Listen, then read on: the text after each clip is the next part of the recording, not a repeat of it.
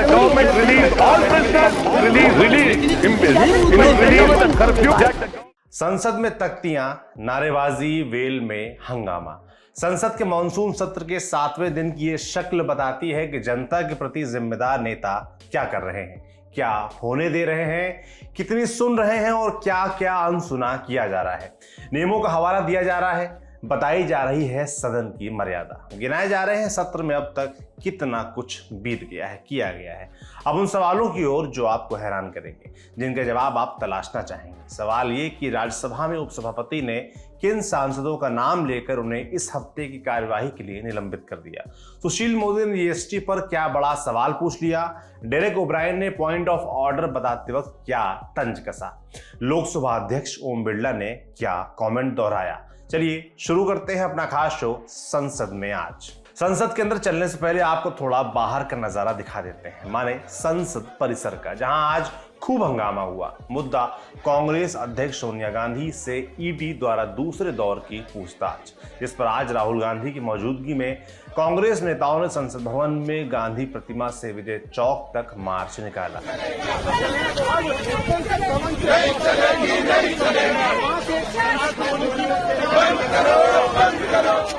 अब बढ़ते हैं लोकसभा और राज्यसभा की कार्यवाही की ओर। लोकसभा अध्यक्ष ओम बिरला और राज्यसभा में सभापति एम वेंकैया नायडू ने करगिल दिवस विजय दिवस की 23वीं वर्षगांठ पर वीर जवानों के अदम्य साहस को नमन किया।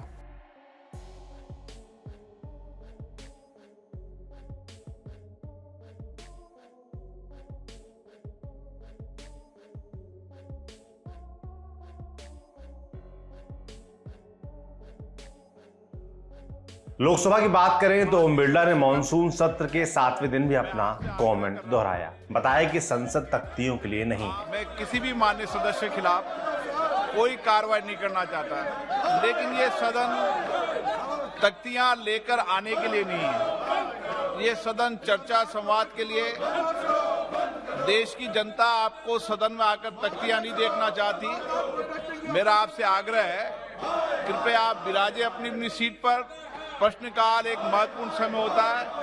आपने जो जीएसटी का प्रश्न है वह भी आज लगा हुआ है, उस पर भी आप प्रश्न पूछ सकते हैं। हालांकि इन बातों का विपक्ष पर कुछ असर नहीं हुआ, हंगामा चलता रहा। लोकसभा की कार्यवाही को 11:45 तक के लिए स्थगित कर दिया गया। सदन की कार्यवाही 11:45 तक स्थगित की जाती है।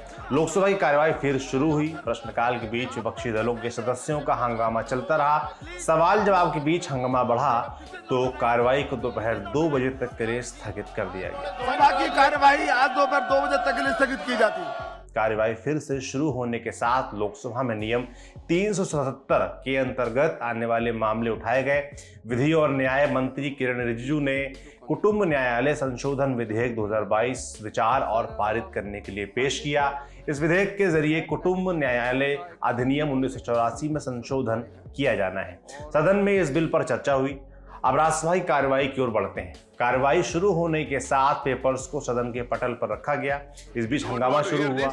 एम वेंकैया नायडू ने कार्यवाही को 12 बजे तक के लिए स्थगित कर दिया। 12 बजे कार्यवाही फिर शुरू हुई और एक चीज जो 6 दिनों से चली आ रही है, जो आज भी जस की तस रही, हंगामा। माननीय सदस्यगण, मैं पुनः आपसे गुजारिश कर रहा हूं, लगातार शुरू से आप वेल में प्ले कार्ड लेकर आ रहे हैं, चेयर को ऑब्स्ट्रक्ट कर रहे हैं, ये रूल के अनुसार सही नहीं है। विपक्षी दलों के सदस्य प्ले कार्ड्स लेकर पहुंचे थे। पीठासीन उपसभापति ने नाराजगी जाहिर की। मैं रिक्वेस्ट करता हूं, please go back to your seat. Please do not show the placard in the house. As you know, it is against the well-established parliamentary customs and conventions. Please do not do it. आप सांसद संजय सिंह ने उपसभापति को play card दिखाए। इस पर प्रधानमंत्री मोदी के लिए कमेंट था। उपसभापति ने नाराजगी जताते हुए चेतावनी दी। माननीय सदस्यगण, प्लीज माननीय Sanjay Singh ji, go back to your seat. I am again warning you. इस सदन को 15 मिनट के लिए स्थगित कर दिया गया। मैं 15 मिनट के लिए सदन स्थगित कर रहा हूं आपसे निवेदन के लिए। अब कार्यवाही हंगामे के साथ फिर शुरू हुई। प्रश्नकाल के बीच विपक्षी दलों के सदस्य वेल में पहुंच गए।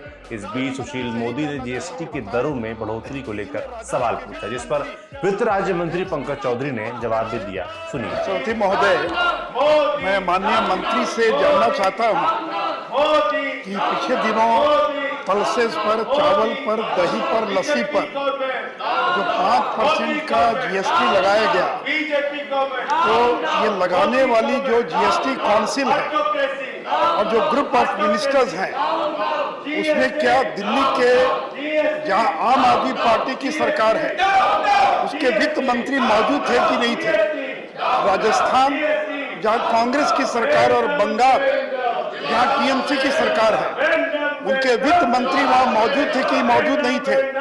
और उन लोगों ने इस बढ़ोतरी का समर्थन किया या विरोध किया? इसलिए मैं मंत्री से यही जानना चाहता हूं, वो बताएं कि इन राज्यों के वित्त मंत्री क्या टैक्स वृद्धि के पक्ष में थे या उन्होंने नोट ऑफ डिसेंट दिया या वहां उसका विरोध किया? ये मैं मंत्री से जानना चाहता हूं।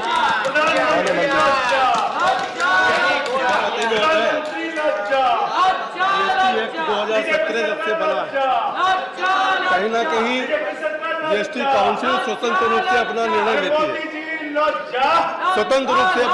लेती है, और माननीय सदस्य जी ने जो बात पूछा है कि ये सही है कि लखनऊ के जीएसटी काउंसिल की बैठक में 45वीं परिषद की बैठक में एकीकरण पर मंत्रियों का एक समूह जीवम बनाया गया था।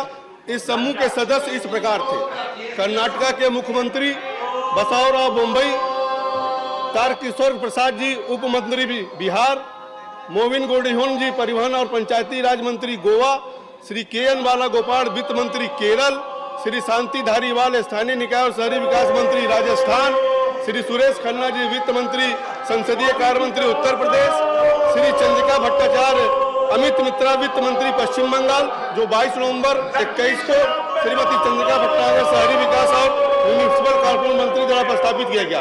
इस तरह स्पष्ट होता है कि रेस रेजोल्यूशन में केरल के भी लोग थे, बंगाल के भी लोग थे, राजस्थान के भी लोग थे, और जीएम अपने सर्वसम्मति से निर्णय लेता है। इन सबके स्वीकृति के आधार पर ही जीएम ने अपना निर्णय, काउंसिल ने निर्णय लिया। प्रश्नकाल के बाद कार्यवाही को 2 बजे तक के लिए स्थगित कर दिया गया। जब कार्यवाही फिर से शुरू हुई तो राज्यसभा में सामूहिक विनाश के हथियार और उनके डिलीवरी सिस्टम संशोधन विधेयक 2022 पर आगे की चर्चा की गई। राकेश सिन्हा। आज पूरी दुनिया जिस दलहीज पर खड़ी है और आधुनिकता के साथ जो जटिलताएं बढ़ी हैं, उसमें इस बिल का महत्व बढ़ जाता है। इस बिल का महत्व सिर्फ इसलिए नहीं है कि यह उन हथियारों के संबंध में है, आप बोले, आपकी बात मानव के लिए घातक होता है। इसका महत्व इसलिए भी है, यदि इस बिल पर हमने गंभीरता से चर्चा नहीं की तो हर देश की आंतरिक सुरक्षा और आंतरिक सुरक्षा के साथ साथ उस देश से जुड़ी हुई सीमाओं के साथ जो संबंध है वो सभी प्रभावित होते हैं। उपसभापति महोदय, मुझे दुख है इतने महत्वपूर्ण मुद्दे पर, जो आंतरिक सुरक्षा से जुड़ा हुआ महत्वपूर्ण मुद्दा है, आज पूरा देश देख रहा है। लोकतंत्र के इस मंदिर में राष्ट्रीय और अंतर्राष्ट्रीय सुरक्षा से जुड़े हुए मुद्दे पर, जिस पर यूनाइटेड नेशन का सीधा संबंध है, उस पर आज विपक्ष न सिर्फ बहस में हिस्सा नहीं ले रहा है, बल्कि विपक्ष इस महत्वपूर्ण मुद्दे पर विमर्श को रोकने की कोशिश कर रहा है। हंगामा इतना कि उपसभापति की नाराजगी बढ़ती गई। ऑल इंडिया तृणमूल कांग्रेस के नेता डेरेक ओब्रायन ने पॉइंट ऑफ ऑर्डर उठाया। It is my right to raise a point of order. Please read the rule. It's also, with me. You read the you rule. also read the rule. Chair has got the power to accept or not. Chair has got the power Yes. to even say, yes, sir, I agree with Please. you. Sir, I agree with you. I agree. The chair also has the power to say, I'm wearing a black suit. And I will say, yes, sir, I'm wearing a black suit. Because you are in the chair. I respect you. उपसभापति ने इसका जवाब दिया। माननीय सदस्यगण, माननीय Derek जी ने, जो बड़े वरिष्ठ मेंबर हैं, इन्होंने पॉइंट ऑफ ऑर्डर उठाया कि चेयर की जिम्मेदारी है कि वो हाउस को व्यवस्थित रखें।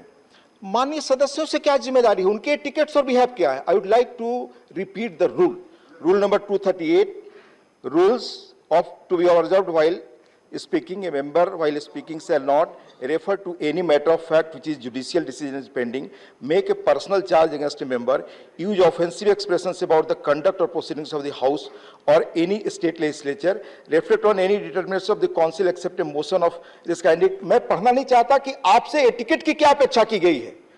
वेल में नहीं होंगे, स्लोगन शाउटिंग नहीं करेंगे। लगातार माननीय चेयरमैन कहते रहे, आज सुबह भी उन्होंने कहा प्ले कार्ड लेकर आप आते हैं, डिस्टर्ब करते हैं, दूसरों को हाउस नहीं चलने देना चाहते, जो बोलना चाहते उनको बोलने नहीं देते, इसलिए बहुत क्लियर इस बारे में रूल्स। राज्यसभा के माहौल में तनातनी के बीच उपसभापति ने चेतावनी please do not come in the well of the house and shout slogans. It is against the well-established parliamentary customs and conventions. I request you to please go back to your seats and allow the House to function. If you continue to disrupt the proceedings of the House, I will have to invoke Rule 256 and name you. I am repeating. चेतावनी के बाद भी हंगामा बढ़ता गया। इसके साथ ही राज्यसभा में हंगामा कर रहे सांसदों पर एक्शन लिया गया। Mentioned to be suspended from the services of the Council for the remainder of this week under the Rule 256. No amendment, adjournment or debate is allowed under Rule 256. Those in favor will please say aye. Those against will please say no. I think the ayes have it, the ayes have it, the ayes have it.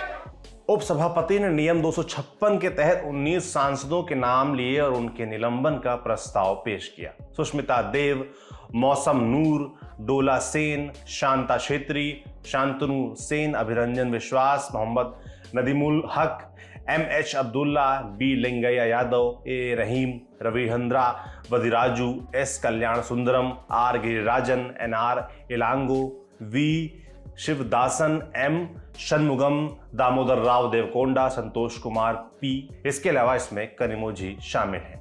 इन्हें इस हफ्ते की कार्रवाई तक के लिए निलंबित कर दिया गया है। इतना ही नहीं, राज्यसभा की कार्रवाई को 15 मिनट के लिए स्थगित भी कर दिया गया।